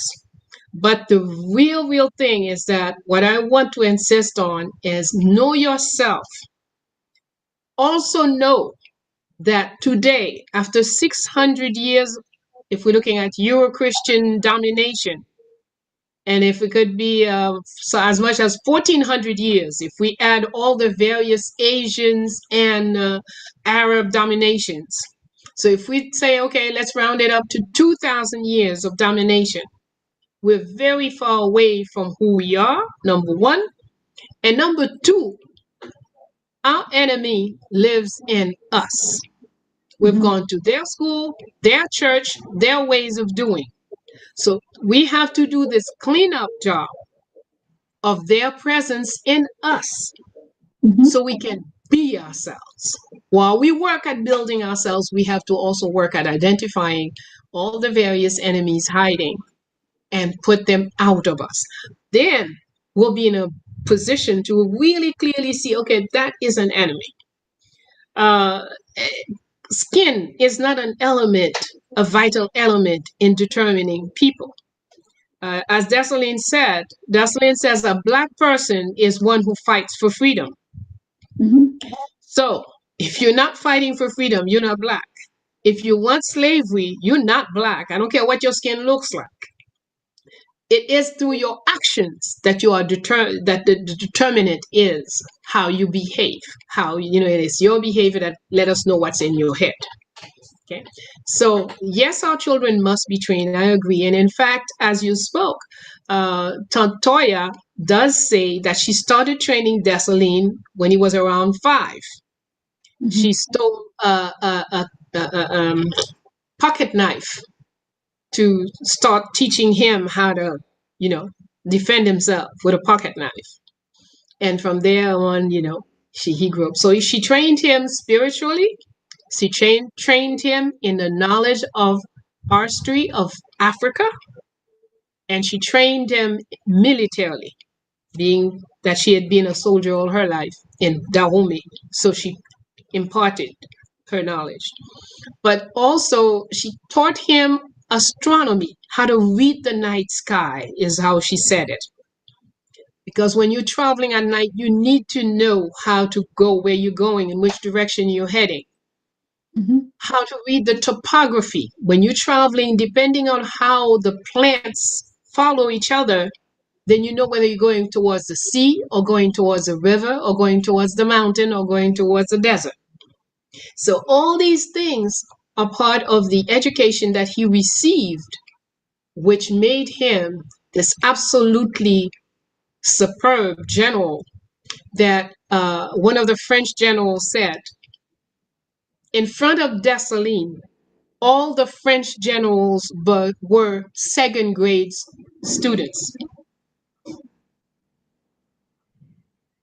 Because Dessalines was such a high level general, but he was trained by Tontoya from Dahomey.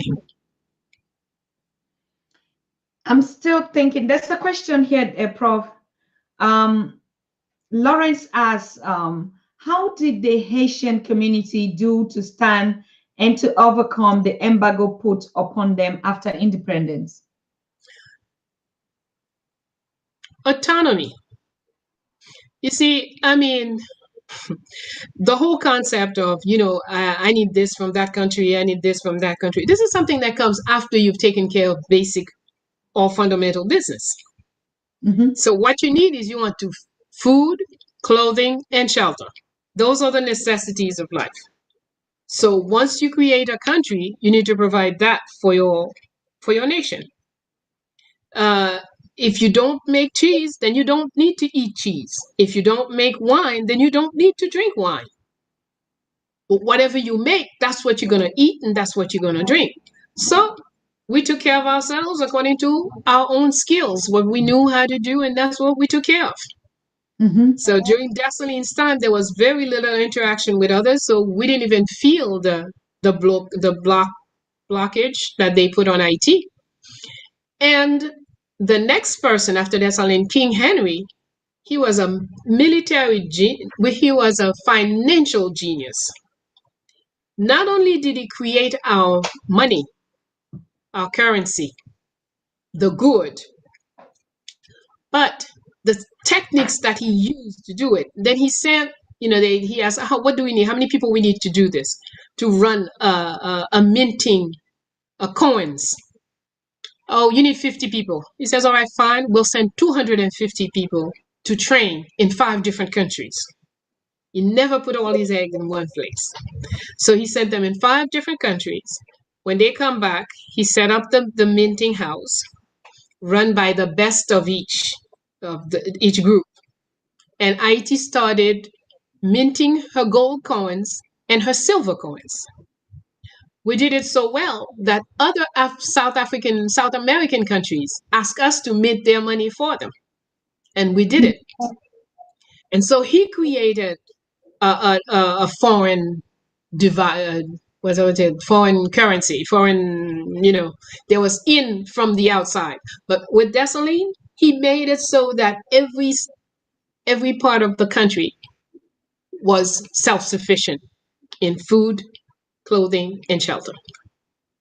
So, and I believe this is necessary. If you really to have a country that people are going to respect, you cannot start by, in order for you to do this, you need that from so-and-so. You have to be self-sufficient. That's the step number 1. And King Henry at one point had more than 200, his own personal 100 boat. He took some of his boat, gave to the nation when he became king. And at his death, the nation had a military float of 200 military boats, 200 commercial boats, and providing our boats provided to the United States more than 2/3 of its importations. Okay, we can pick up this other call. That's the last call that we're speaking today. Hello? Yes, there's no more calls being taken? Yes. No. Go ahead. Oh, I'm sorry. Okay, is it still live? Are we still live? We're live, my queen. We're live. I'm sorry because I'm watching. I think I'm delayed. So, on to my man Bayinnah Bello. My name is Alicia, and I just want to say thank you for having her. This has been a great. I'm watching as we speak, and I wanted to remind everybody that if they wanted to continue to get that great knowledge, to subscribe to our official Bayinnah Bello YouTube page. Okay. There is one video on there now with an introduction, but we are going to be rolling out videos every week. Okay. Perfect. Okay, thank you so much. I appreciate you. Thank you very much. Can you just send me the link also on WhatsApp that the information that you just gave? We can share it later also. Yes. All right. Absolutely. Thank you so much. We thanking you. Thank you. Okay, have a good one. Bye. Bye. Okay. Thank you, Alicia. We almost missed that. We almost missed that because I was about to say, okay, we know the Fondation Félicité, but to follow you, you have a YouTube channel, Prof. Yes, that we're just starting. Yes. And I'm glad she did because I wouldn't have thought about it. Of course, you're busy and answering and doing that. She knew that. That is very incredible. We would like to follow up with that YouTube and the videos. And exactly, that was the point I wanted to ask. Do we have a movie anywhere about Desiree? No, we don't. Oh, this is a man that nobody wants to talk about. In fact, his name was forbidden across the. It's only in 1996 or 95, I'm not certain, that France allowed his name to be put in the dictionary. Toussaint Louverture's name has been in the dictionary since 1930s, but Dessalines was forbidden. Haiti was forbidden in any book printed in France for over 120 years. Goodness. Yes. Okay. All right. but now I think these are the heroes that we need to start producing on Africa Wood. I mean, we're also thinking because this kind of heroes, of course, if they forbid it, and if you look at the French African-speaking countries, they would not have it in any literature or any history out there. That is understandable. But now is the new dawn. Do we think or do we see we have movies coming up and actors and stuff that we could dream to keep it or to show it on all our films on the continent, to have a movie like that, Prof? We should start thinking about it. Oh, let me share this with you too. Danny Glover. Danny Glover is fascinated with Haiti's artistry, a very famous African-American actor. And he wanted to make a film about Toussaint Louverture. President of Venezuela, Hugo Chavez, gave him an amount, whatever amount of millions, to help him start the film. And he said, with this, he'll easily collect the rest in Hollywood. He has the contacts, blah, blah, blah. But when he went back, after several years of trying, he said every time he asked someone to contribute to making a film about Toussaint Louverture of Haiti, they ask him, who will be the white hero of that film? Oh. Okay. So now it's more than 10 years, the film is still not made. We have to understand the world in which we're living. So we're not living in la-la world. This is the world of democracy, blah, blah, blah. Slavery is over. That's not the reality. We have to look at things for what they are. Wearing new outfits, wearing a mask doesn't change who you are. And speaking of masks, take care of yourself. This thing is dangerous. It's making you take back the oxygen that Mother Nature said you should send out. The oxygen, the carbon dioxide does not belong to you. So when you wear a mask, you're taking back the carbon dioxide. And it's going to create health problem for you. So don't wear it more than you have to, and do deep breathing exercise to keep your lungs in good condition. Be very careful, and also put some essential eucalyptus oil in your mask. Eucalyptus oil. Yes. It will protect your lungs to some degree. But no matter what, don't keep a mask on 8 hours, 4 hours. No, no, no. Don't wear it when you're alone in a car. No, no, no. Okay, Protect yourself. Prof, thank you very much. Let's pick this last one and we're closing now. Hello? Hello, sis. Hello. How are you? I'm fine, thank you. That's good. I'm just fascinated with the mama beside you, Mama Bello.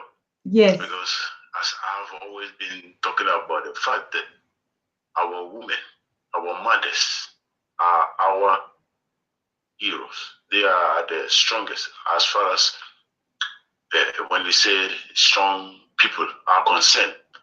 I mean, women are stronger. I'm a man, like I always said. But I'm a man, I be myself, but then I know women are stronger than men. I'm not talking about muscles or physique, but talking about the mental and the strategic way of moving things, making things happen. Women are the best, I tell you. Have you heard any women soldiers that have gone to war and failed before? They always succeed. You get it? But men, when their captain is captured, all run away. But they say the men, and we make ourselves as if we are better than women. And I always also say that because look, when a woman is able to hold in her womb for 9 months, do you think that person you take her lightly? That person don't take her lightly. He's the champion of the universe. Don't do us about that. Don't make no mistake. He's the champion. Because she know how this person that she carried for 9 months, what she or he needs for that person in a belly to survive and thrive on this sun, under the sun. This woman knows everything. Just from her knowledge, for being who she is, from the nature, she knows it. She doesn't need to go to school for anywhere, but the Creator has given her. That is why she is what she is.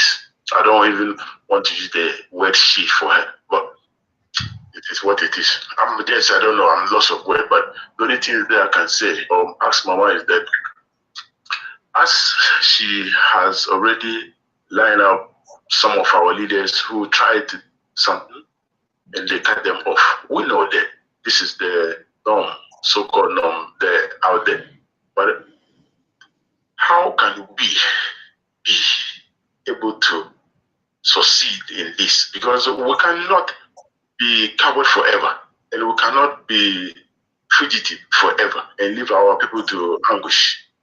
We need to stand up. We need to elevate ourselves. We need to strategize, and we need to put stop to it. Because as we always know, there is no condition that is permanent. We can never stay down forever.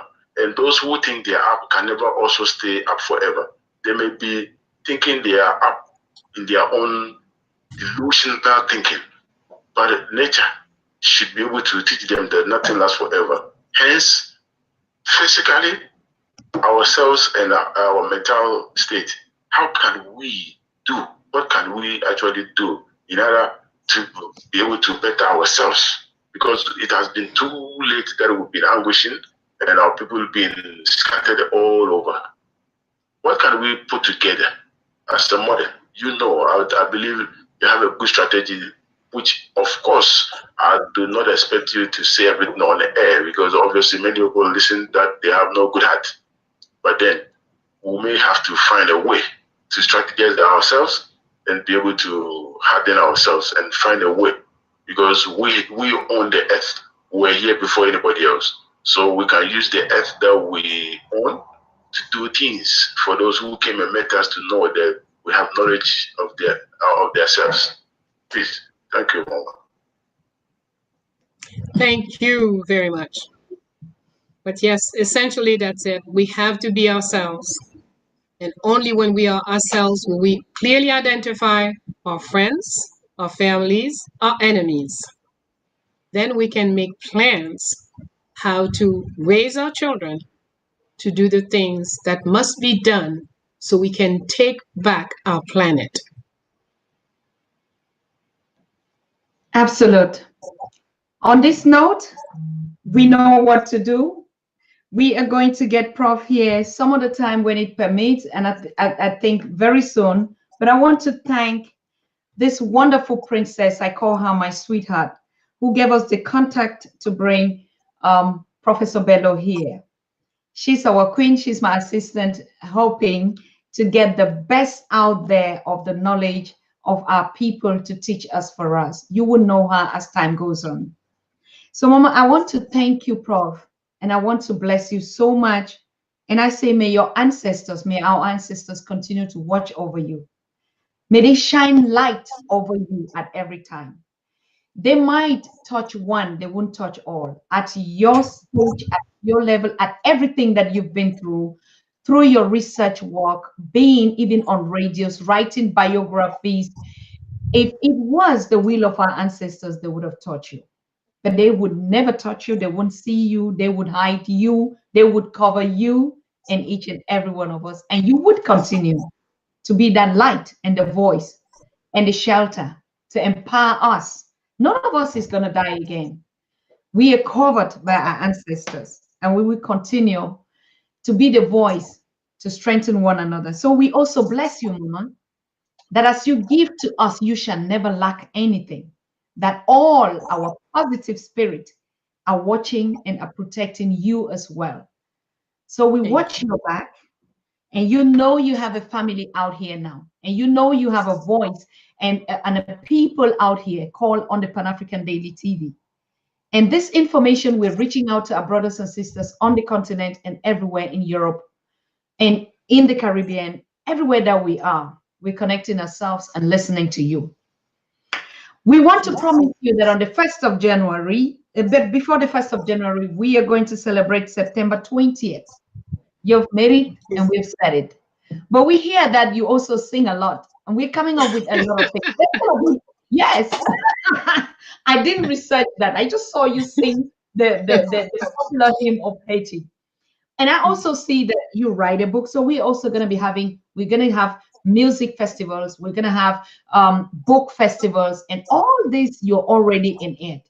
But the new one that is coming up is the music festival, and we would like you to be when we say how do they call it again, a patron on this festival. It is a virtual festival also, where we're going to treat the term music, how it has evolved, how it connects us, how music plays a key role in our spirituality. We're talking about African indigenous music to contemporary to modern one. How do we use this to harness us? How music builds us to our health? How we use it in sport? Who uses what music, who's not? So we are going to be happy to get you also on this festival. It's a 10 days from 1st to the 10th of October, only on music. And later on, we're going to have another editions on books, on authors, and you are just fitting in everything, Mama. So Thank you. yes, this is just an official announcement, but like I said, we're going to I would follow up with what you told us, and to get even a summary of this, where we should continue to follow you, how we want to integrate the Fondation Félicité on the continent for young people to follow your work, and how also we can support. If there is a way that we want to support to contribute to this foundation, how can we reach out to you? So all this is a whole package that you are repackaging for us. So we want to thank you so very much. One last word, Mom. Well, I'll leave you with a song. This is the song we sing so we can remember our ancestors. Ibolele, Ibolele, oh, Ibolele, oh, Maya Magamun Bajwe, oh. Be blessed, be protected, grow into your divine self. Thank you. God bless you. All the best for you, Mom. Good night. Wow. It has been a wonderful one. It has been a big show and a big shot. And I'm happy that you all tune in and nobody missed anything. Of course, I would remind you in the subsequent editions what we learned from this series, or we would have a summary every month of what we learned in the past month. That's what we're putting on. I want to thank you. It has been a wonderful one.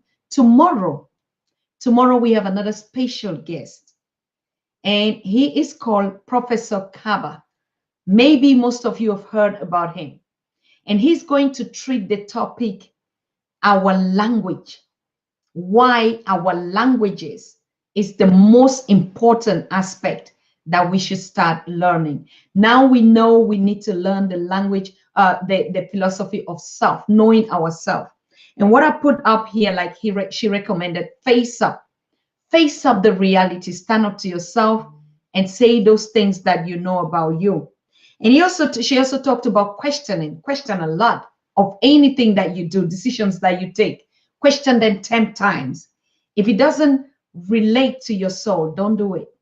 Don't do it. Question everything. We already talked about it. We start by teaching even our children to ask questions. If we tell them drink this water, let them ask us why. And why is not a disrespect. So, but we are starting now to learn how we have to question our own self. So those are the two things that I leave you tonight with. And I tell you, don't miss tomorrow. Miss it at your risk anyway. Because Professor Kaba is going to lecture us on the use of our language. How when you learn a foreign language, you learn the culture and inheritance of those people and you forget yourself. So now we've been talking English, French, Portuguese, Spanish, blah, blah, blah. We're just them without knowing, without being conscious. And how our spiritual language connects us. Now, if we speak in Kiswahili, the information, the mechanism is different, absolutely different. We're different people. And so let us be aware. Let us be conscious. Please don't miss this session of tomorrow and be on time. Thank you. Good night. We see us. God bless you.